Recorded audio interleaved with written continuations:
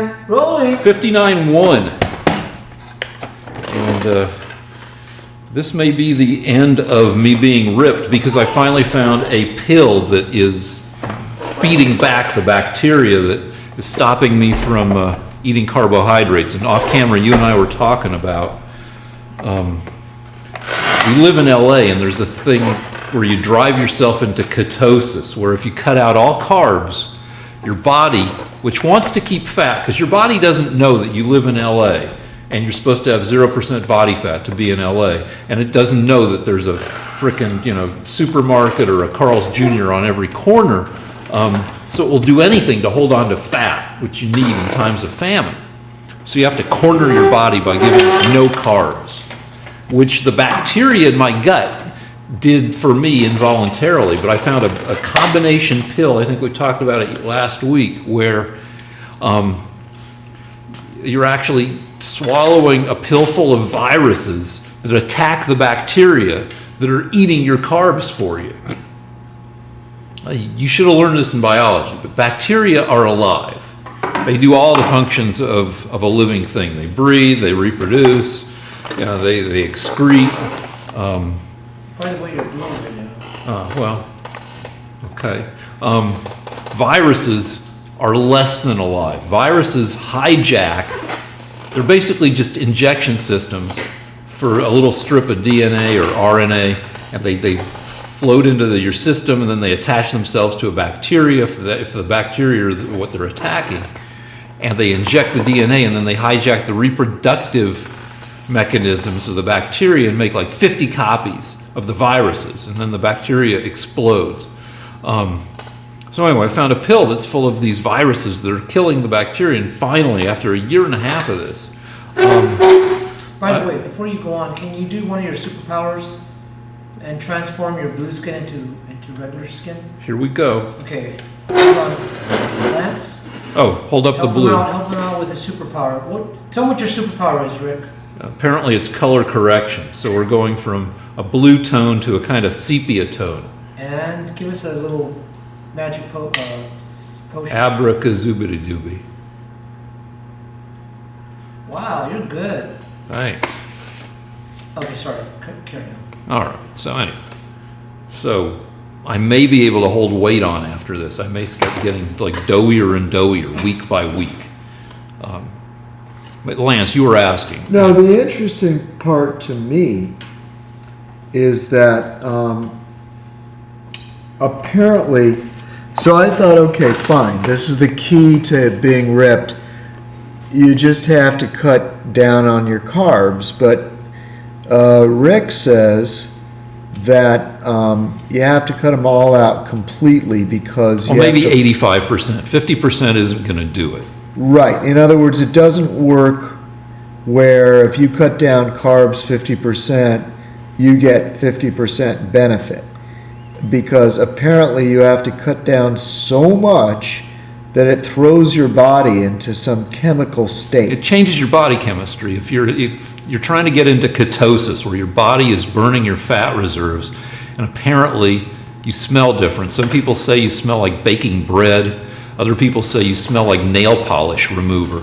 But it's fairly severe. I think that Rick smells so good that I'm going to change my position on gay marriage. Okay. All right, so what should we move on to? Let's move on to... Because of gay marriage, maybe you should talk about the Supreme Court coming up, and that could be a... All right, we'll talk Supreme Court. And this is the week that Anthony Kennedy quit. With throwing everybody every liberal into a tizzy because a conservative is going to go onto the court, and it puts various things at risk, with the main concern being Roe versus Wade, which makes abortion, legal across the entire U.S. and would throw it back to the states, many of which would make abortion illegal in that state. Now there's, this is all kind of frustrating for liberals because the liberals think they were owed Merrick Garland because under Obama, which was blocked by Mitch McConnell, the Senate Majority Leader, and liberals on Twitter saying, "Well, no, we're going to block this Supreme Court justice because no president under 2 federal investigations should be allowed to appoint a justice who may have to rule on various aspects of those investigations." But it seems unlikely that Democrats will be able to pull that off because they need a majority to do it, which means flipping a Republican or 2, like Susan Collins, some more moderate. Anyway, it seems like a tough stunt. To be able to hold off confirming a justice till after the November midterms. And then there's some other hocus pocus that, like, the guy who hooked Trump up with $1 billion loan from Deutsche Bank is Justice Anthony Kennedy's son, which seems like a weird coincidence. And some other stuff there's a whole article in the New York Times about the Trump and family's efforts to butter up Anthony Kennedy to make him feel comfortable in leaving the court now. Anyway, go ahead, Lance. That's. No, I just think that the Democrats won't be able to use the court to inflict their odious policies on the rest of the country. I mean, they managed to get 5 justices to do what they wanted on a variety of issues, and now they can't. So they're panicking. They'll have to actually use the ballot box. Now, in the past, we've had discussions. Okay. Well, let me just ask you this: Go ahead. In the past, you've been okay with most first trimester abortions? Yes, I am. Okay, I'm but okay but with are you saying that you'd be okay with turning that over to the states? Yeah, and I also think that the reason abortion is, there are certain issues that will never sit well with the American people. Issues of forcing people to bake a cake for a gay wedding, forcing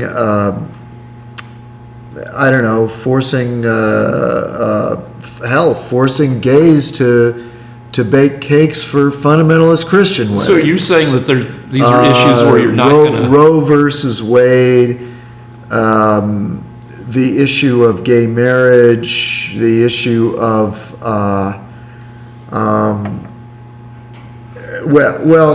there are a variety of issues. Can we clarify what you're saying, which is there are issues where you're never going to have, where everybody's pretty much going to decide they're okay with something, that you're always going to have a big percentage of people on both sides of an issue. Precisely. Unlike, say, it used to be a big deal 50 years ago and 100 years ago when people of different races wanted to get together as couples. And now, only some teeny percentage, if even a percent or two, everybody's okay with it. To the point where probably people half our age are like, what, that was an issue? Right. So there's a consensus that who cares, that people of 2 different races want to, Right. But there are other issues, like you're saying, abortion and stuff, where, it's like a 70-30 split right now. And that split will not likely go, 93.7% or something. Well, and to get to the point, look, I'm not passionate about this, but what conservatives say is that you can't have 5 unelected judges decide the fate of the whole country on matters of social mores. In other words, society evolves gradually in its customs, in the things that it that are not clearly right or wrong. And if you just say, okay, I think I can get 5 people on the court to go with me, let's do it, then you're always going to make 50% of the country miserable. And since the Democrats are unable to control the executive and the legislative, they've been trying to legislate from the bench. That's, for example, here's another one I just remembered. Proposition 187 in California was something about denying benefits to illegal aliens. It was overturned by a court, by one judge in California. They shopped around, they found a judge that said, no, let's not do it. Wait, there's more. Then there was another one. Trump had this reasonable idea that, you know what, we really shouldn't be bringing in people from war-torn Syria. So we'll have to ban people from the middle of war zones because they may kill us. And they managed to find a judge in Hawaii, I think, that shut that down. So for a year and a half, we had to wait until every terrorist on earth came to America before finally the Supreme Court said, wait a minute, this is crazy. But the Democrats will do this. They will shop around until they can find some kook that goes along with it and legislate their idea of morality from the bench. All right, let me respond. Well, but no, wait a minute. It's so funny how you interrupt me only when I have something to say. Well, you know, when I'm actually making a point, then you have to speak immediately. All right. So anyway, all that to say that what I want is for the court to get its nose out of a lot of these social issues.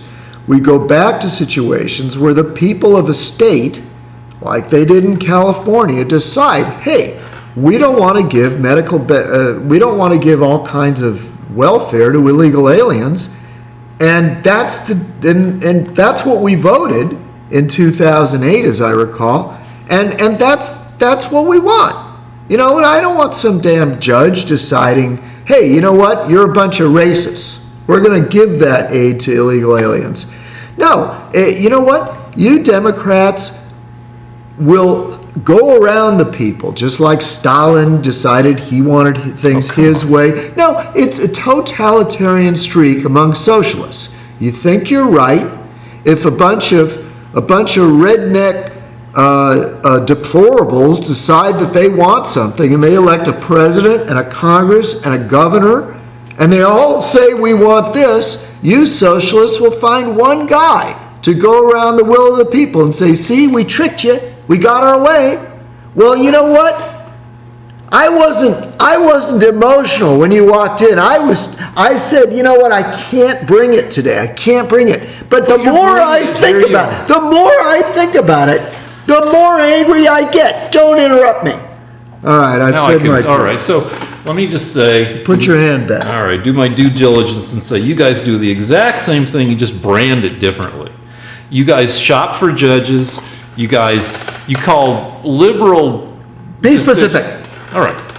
You call what liberals do judicial activism. And Correct. Then you call what you guys do originalism because you say you're sticking to the Constitution. You know why we do that, Rick? Well, because you're better at branding. You're better at branding. Finish your point. Finish your point. Okay, you're better at branding what you do than we are, and you hammer the point home with more vigor than liberals. Are you done? I guess. Well, but wait, like you say, do it the ballot box. But what you guys did in 2010 with Red Map is you rigged all the congressional and state house elections across America so that you could continue to hold electoral majorities even though you got a minority of the vote. Now, okay, that I dispute. I think the gerrymandering worked for the Democrats. No, come on, you look at Red Map. Everybody, just look at Red Map. I can look up Google 100 Red things. Map. You guys gerrymander too.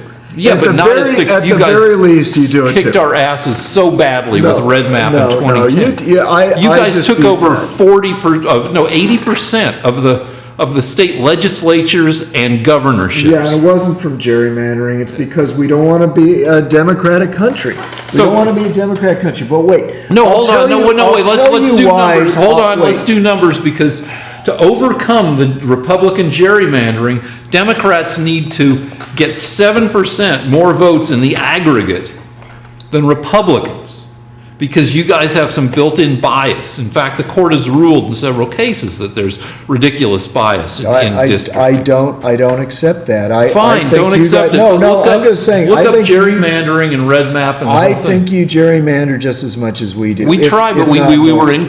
You guys kicked our asses in 2010. All right, but I want to get back to the original issue, which is, so, we get nowhere if we keep jumping around.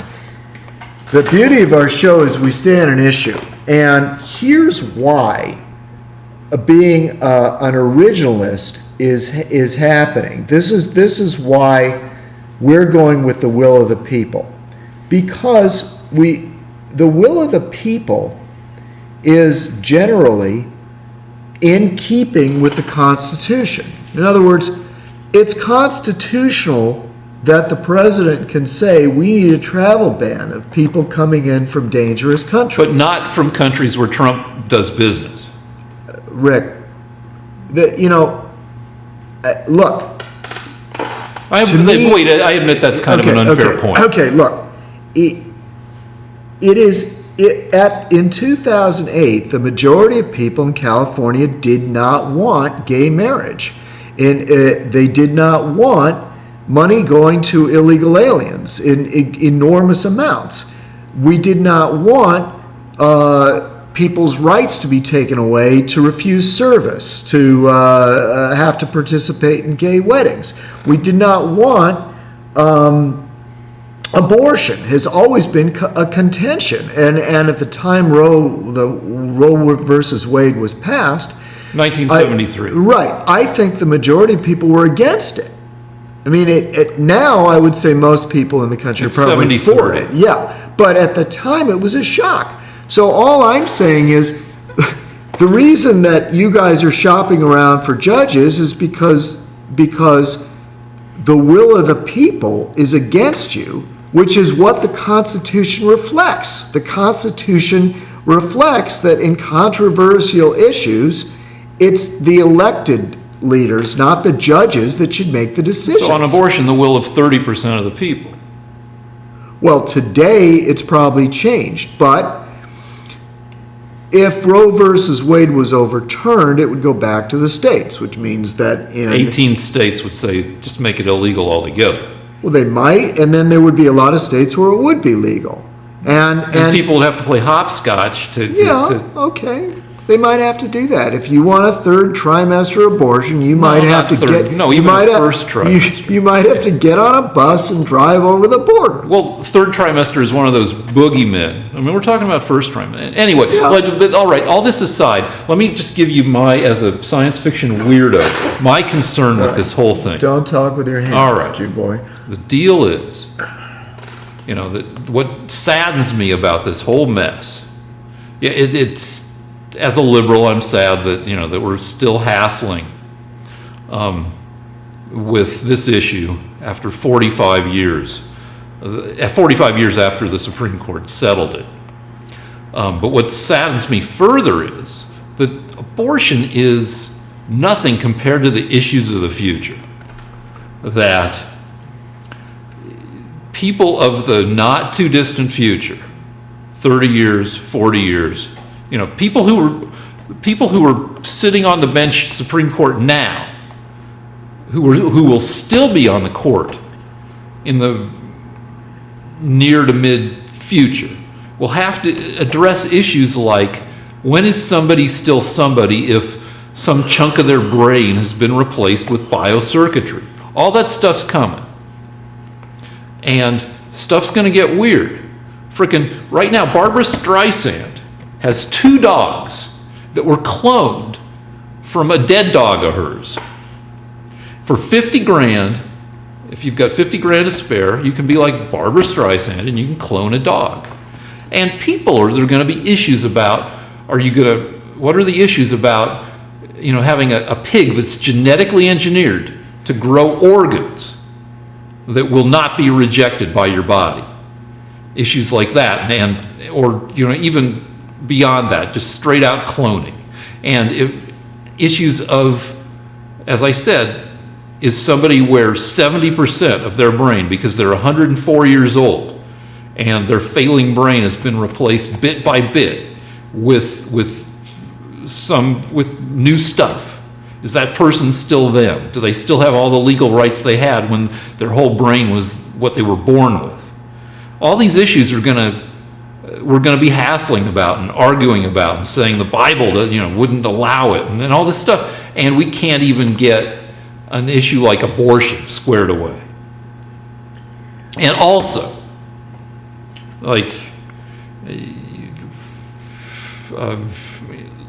there are all these little countries around the world who are hustling to be the most modern countries in the world.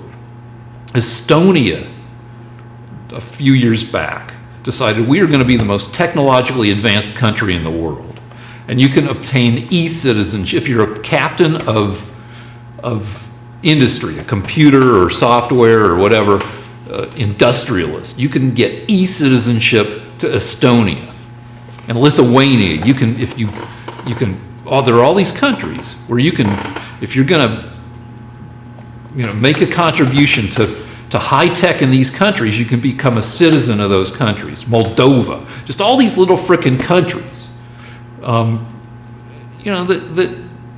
were living in the 70s until 2 years ago are now deciding, no, we're going to live in 2030 and 2050. And then you have big countries like China and India who are dedicated to becoming technologically superior. And then we're in this morass about hashing over old issues. And I think we're going to get our asses kicked technologically and economically if we don't have a more future-embracing point of view. Well, the first thing, because our show is somewhat educational, I'd like to talk about hand gestures.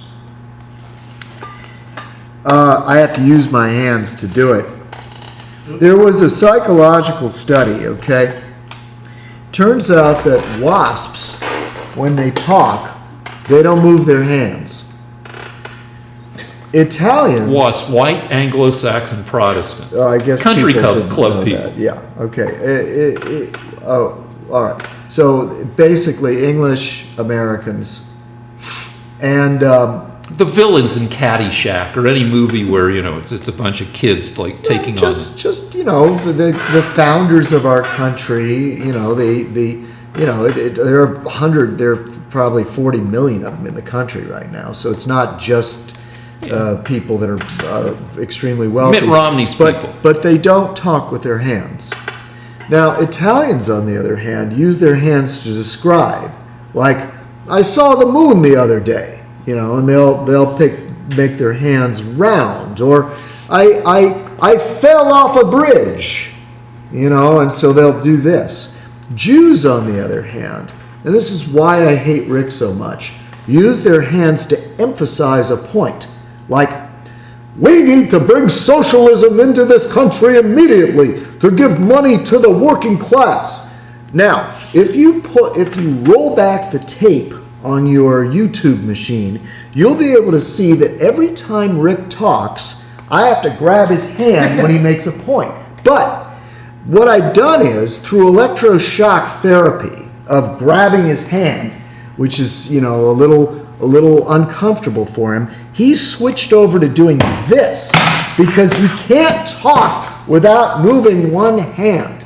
Now, I'm pointing this all out so that Rick will know it's okay to stomp your little stick with this hand. Just don't move this hand, okay, Jew boy? Yeah, can I talk about a couple points with that? Notice how he did that. He moved his hand. Right. Can I talk about a little point? Right. You know what? You better calm down, buddy. All right. So a trademark, you should watch a giveaway for bad, inexperienced acting is a certain percentage of inexperienced actors think they have to act with their hands, that acting is using your face, using your body, and using your arms. Like an experienced actor will become comfortable in... I'm happy today. Yeah, so Lincoln has been shot. Yeah, so like an experienced actor will grow confident enough to not be projecting emotions all the time, and because in real life... Wait, I want to do it. I'm sorry, I have to interrupt you. We'll pull this out. My God, Mary, Lincoln has been shot. That's broad 19th century acting. Yeah. And, Okay, go ahead. And a smart and experienced actor will realize that 80, 90, 95% of the time, people have pretty bland, neutral, at least broad expressions on their face and through their body, and will not always have to be going crazy. And also, I worked for many years on clip shows. Gene Hackman doesn't do that kind of thing. Yeah. On clip shows where people would send, I worked on the Fox ripoff of America's Funniest Home Videos. People would send in clips of various mishaps, like a guy's painting a barn and the paint falls off the ladder and he falls in the paint, and it's, or the bride gets her wedding dress caught in the limo pulls away with her dress and she's standing there in her underwear, and a giveaway. Often we would ask ourselves, is this a real, actual mishap? Or is this a bullshit clip that people cooked up to see if they could win the prize money on the show? And there are two keys to whether something, two broad giveaways as to whether something is cooked or not. One is, why are they filming this moment? Why are you videotaping with a lockdown camera on a tripod a guy painting the side of a barn? So that's thing one. Thing two is, as soon as the mishap happens, if somebody's hands go to their head like this, 98% probability that it is cooked. This is the universal sign of Mamma Mia. Look, she's in her underpants. Yeah. So it's that arm action. As soon as the arms go up. And notice I did that in one of my paintings. Now it was a whole waste of a painting. No, because he's supposed to look surprised, so I gave him the Italian opera 19th century hand going to the head. Well, he so looks there you thoughtful. go. He I looks wish thoughtful. we'd have had this discussion before I painted that picture. Well, he just looks thoughtful. He's allowed to do that. All right. All right. And speaking of hands going to your head, like this last week with the Supreme Court and Mueller investigation and Rosenstein in front of the Senate and all this stuff, like the pace of news continues to accelerate, and it's very. I think it throws everybody into a tizzy on both sides of the political spectrum. There's just so much stuff to absorb. And it reminds me of the difference between movies now and movies 40 years ago. As an exercise, go to Netflix or whatever your streaming service is and pick a classic movie, a movie from the 50s or 60s. It can be a movie that won Best Picture of 1968 or 59 or whatever. And try watching 10 minutes of it. And likely you'll be fantastically bored and a little frustrated at how slow and obvious it is. The takes, the scenes, like everything takes way too long and everything is spelled out in way too explicitly. Because when MTV came along in 1981, they started going to quick cuts so that a 90-second music video might have 60 different cuts. And now we are super used to it. And The Avengers Infinity War, which has dozens of different superheroes fighting battles on 3, 4, 5 different places. And we're supposed to keep track of all of it. And if you showed that movie to somebody in 1952, they wouldn't understand any of it, and they might throw up from just being disoriented. Because we now speak the language of quick cuts, and we can understand stuff more or less that happens really fast. Somebody in 1952 would have no idea what's going on. And it's just the pace of everything has gone completely nuts, both in entertainment and in real life. I would just like to say, if there's anybody making a movie out there, I'm one of those people that gets lost when there's so much action that you can't see what's happening. So please stop doing that. And also, explain your fucking end to me, okay? If you've got a finale on a movie where there's an ending, I don't want it to be ambiguous, where who knows, it could have gone either way. I hate that. So let's get a little bit more of that 1950s thing. It was fine by me. So the most ambiguous ending in modern history is The Sopranos. Yeah, I didn't see that, but you know, did Tony die or not? Oh yeah. Well, there are some endings where, in a way, it doesn't matter. I mean, you're trying to say that it's not the end that matters. It's just the situation is ambiguous and everybody leaves uncomfortable. I understand that.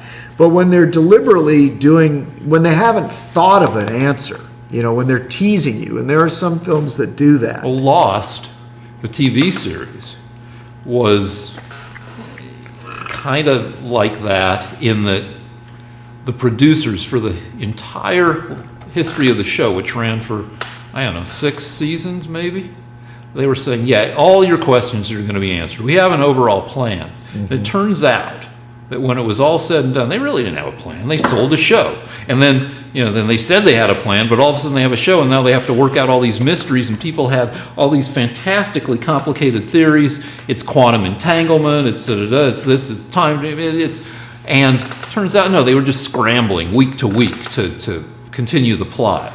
How did it end? It ended, it turns out everybody was kind of in this limbo space, and a place where you, I think, gathered on the way to heaven.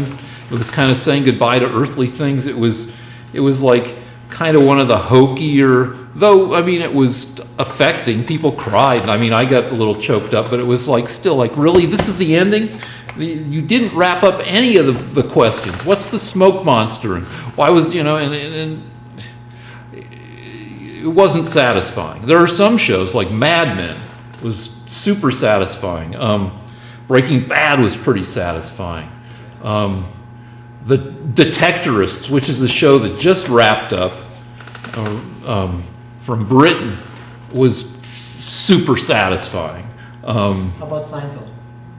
No, Seinfeld was one of the most hated finales of the past 20, 30 years. Friends? I don't know. Did Friends have I don't remember how it wrapped up. But it wasn't so annoying. And maybe the best finale of what's regarded as perhaps the best finale of all shows is the Newhart Finale, where Newhart, there was the Bob Newhart show in the late 60s and early 70s, where Bob Newhart is a shrink in Chicago married to Suzanne Plachette. Beloved show. Really good show. Then, 10 years later, 8 years later, there's Newhart, where Bob Newhart he owns a little hotel in New England. And it runs for, 4 or 5 seasons, another show that's beloved. And in the last 2 minutes of the last episode, Newhart wakes up in bed. He's like, whoa, I had the strangest dream.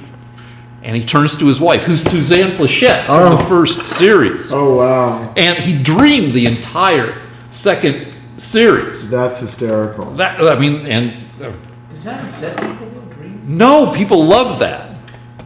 Because it was a comedy. Everyone knew that. Yeah, that's okay. It's a comedy. You were going to ask a question, like a second. Real quick, but what do you think of the MASH ending? That was another Remember Well, MASH? MASH was well regarded in the 70s when it ran forever. It ran 3 times as long as the actual Korean War. And it had this whole, and MASH was about, the horror of war, but set in a sitcom. And it has not aged well. Turns out that Hawkeye Pierce, Alan Alda's character, now looks like just a brutal, rampant sexual predator. He's always trying to fuck the nurses. And the kind of knee-jerk liberalism running for 9 years is like, it gets tiresome. And it was fine for its time, but its time was close to 40 years ago. And, it was the most watched show in history, I think, when the finale ran. But now, you really have to want to watch MASH to watch MASH. I actually have an opinion about this. Okay.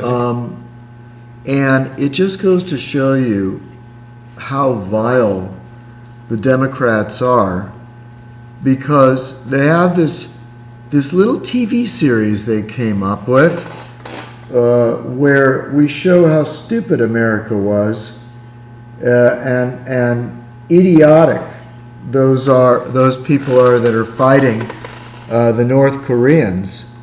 And guess what? 30 years later, it turns out the best thing that ever happened to South Korea was that the Americans and the UN fought for their freedom, because if they hadn't, they'd be in the worst hell on earth, North Korea, instead of being a dazzling economic success. Okay, go ahead. So it just goes to show you that as cool and funny and hip and liberal and ain't war bad MASH was, it was actually totally wrong, which is how the Democrats are in all of their cultural contributions. All of these liberal films where they point out how stupid patriotism is and how stupid it is to fight for freedom. Boy, what a joke. And guess what? They were dead right. And, don't interrupt me, that film served to... Series. No, the film and the series, because it started with a film. Because there's a difference between the film and the series. No. No, there is, but I'll argue that in a sec. Philosophically, both of them were designed to demoralize the United States in its war in Vietnam. Now, I think the series may have started after the war was over in Vietnam. I don't recall the exact year, but I know the film MASH was designed to demoralize the American public in their war to free South Vietnam. The film was probably, 71, 72? Something like that, yeah. Robert Altman. 71. All right, so MASH starts off as a novel, I believe, written in probably the mid to late 60s, but nobody read it. But the film was pretty popular by Altman, Robert Altman, who's a fairly cynical director. He likes to show the seamy underbelly to, that he likes to... Is he still alive? No, he died like 10 years ago. But he likes to show the truth behind like a lot of the kind of standard truth, the real truth behind everything. And, it was a kind of an anarchic movie about a couple hotshot like prankster surgeons in the middle of this horrible war. Which turned out to be the best thing that ever happened to Korea, and one of the purely noble efforts the U.S. has participated in. Well, let me just say, hold on, you just got to talk. Let me just say that what was entertaining as a 2-hour film, at least in retrospect, is less entertaining than a series that runs for 9 years and 200 episodes that has that same kind of one-note-ism to it. And the one note is that the best people are against, are not in positions of leadership, and that try to subvert leadership, and all the people in positions of authority are kind of, most of the people in positions of authority are kind of dolts. Exactly. And yeah, I find that, I don't enjoy that either.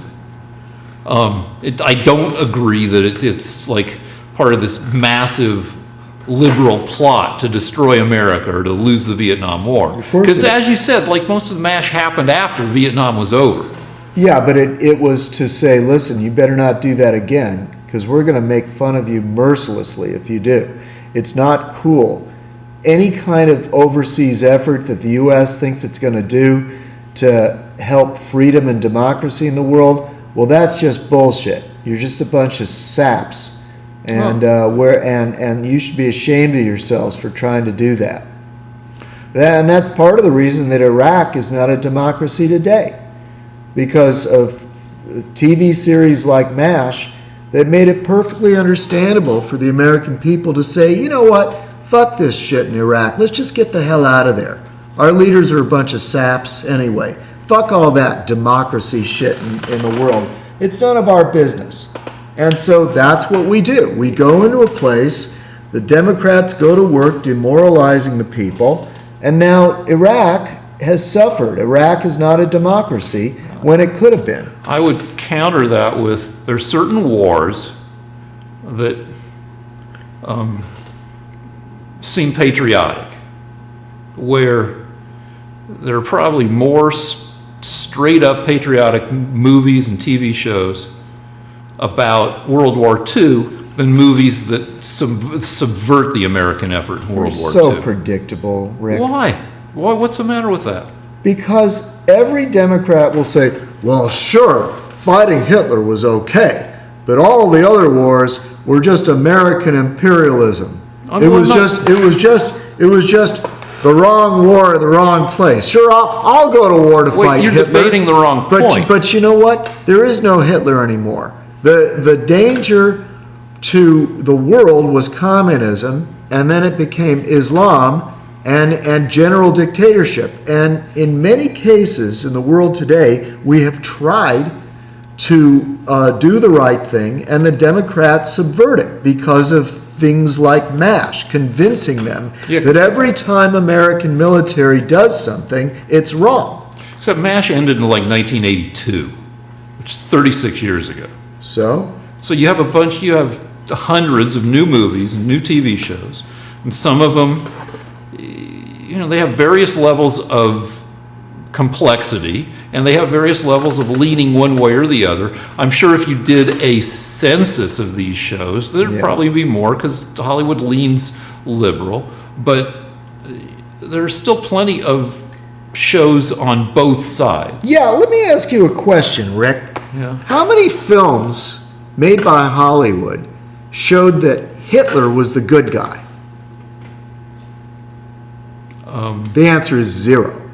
Okay? Actually, there's a TV show on right now where Hitler is a not bad guy. No, come on, that's a diversion. No, what do you mean? You just asked. There's the show Preacher on, what is it, A&E, where Hitler, it turns out the show is just ridiculous. Okay, it's a fantasy. Yeah. Okay, I'm not talking about that. How many films about World War II make Hitler an understandable character? Somebody that you can kind of relate to. You can see his point, his side of things. I haven't seen every movie. I mean... Well, I can say in advance, none. Well, I mean, there have been, like, personality studies, like the one where he's down in the bunker, where they, like, have recaptioned that thing. I understand that, but that made him look like a monster, a crazy monster. Yeah, okay. So, but how many films have you seen that show kind of the human side of the North Vietnamese struggle, and kind of the human side of maybe our enemies in the Islamic world? I've seen I can name, I would have to go up to the internet, but pretty much every movie I've seen. Not everyone. I mean, no, every movie I've seen in the past 10 years has shown that, maybe the Vietnamese, since the Vietnam War, every film I've seen has shown the human side of the Vietnamese that when they were fighting us. The Vietnamese are motherfuckers in that. Yeah. Though in a made-up way, where they, with the Russian roulette. Yeah, but okay. The Rambo movies. Yeah, but there are. I could go over it and over it. I could think of so many films. The Quiet American, Coming Home. There were even films that said that the North Koreans were just trying to protect their country. What movie is that? No, there was a film where Clint Eastwood felt guilty for shooting all the Chinese when he was in Korea fighting because they just wanted to surrender. I've seen films where is that really about the? I've seen films where the Palestinians, the Spielberg movie, where what was that thing? Munich? Munich, yeah. Where they said, you know what? The Palestinians, they've got a side too, they gave up their land. They lost their olive trees, Hold on. Let's talk about Munich. Every single film now shows the human side of the other side. Even, and in fact, it's very difficult to find a film where the Native Americans are the bad guys anymore. Now, I'm not saying they were, but just a pure bad Indian, Native American that just where the cowboys are the good guys, the Indians are the bad guys. Never. You'll never see it again. Why would you make that movie now?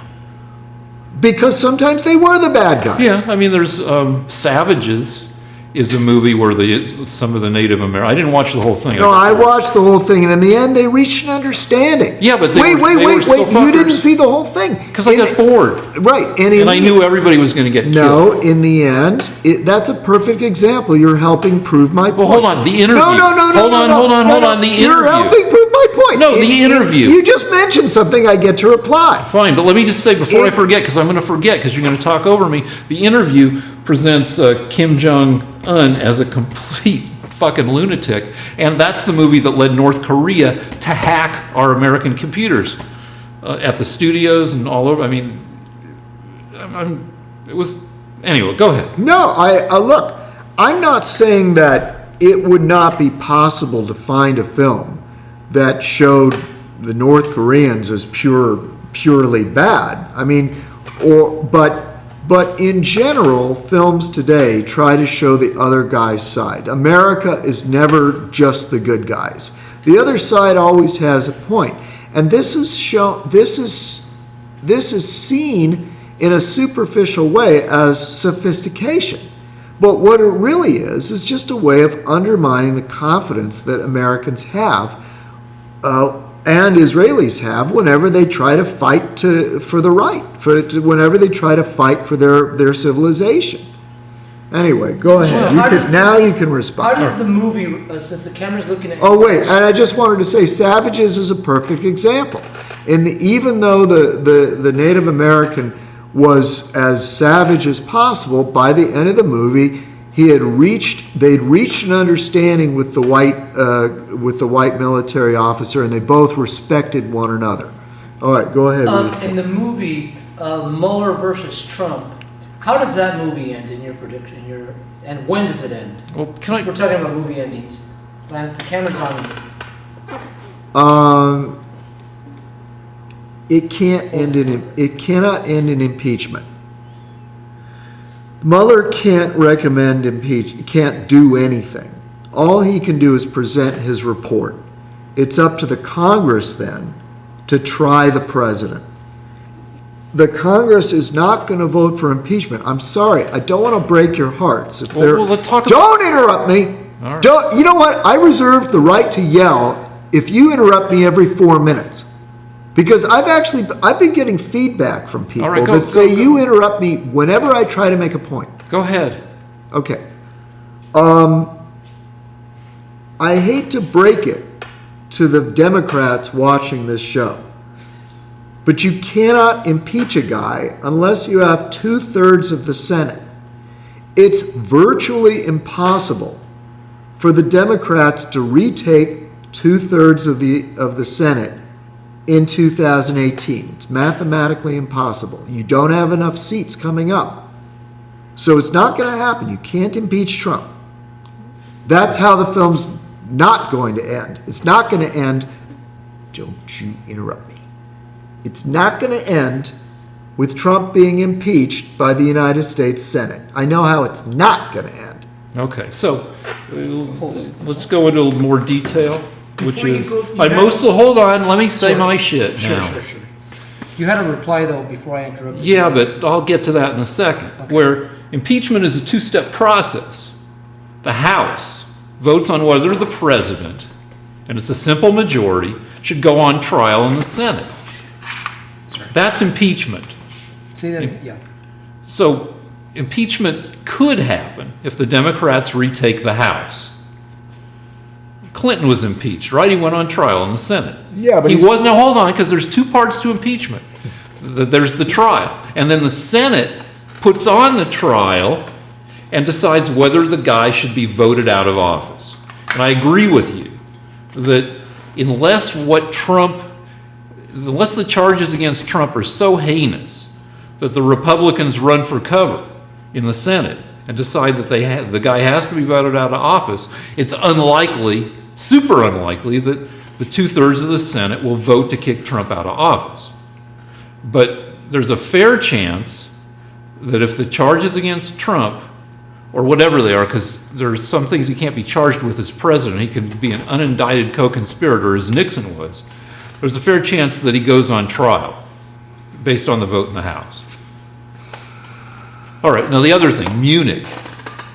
Now, frickin' Spielberg is a pretty strong Jew. He's done a lot of work, like making sure that people remember the Holocaust. He's developed the Shoah Foundation, which is the Holocaust Foundation. Yeah, it doesn't mean anything. But anyway, I would say that Munich is more about the cost of what happens in Munich is Palestinians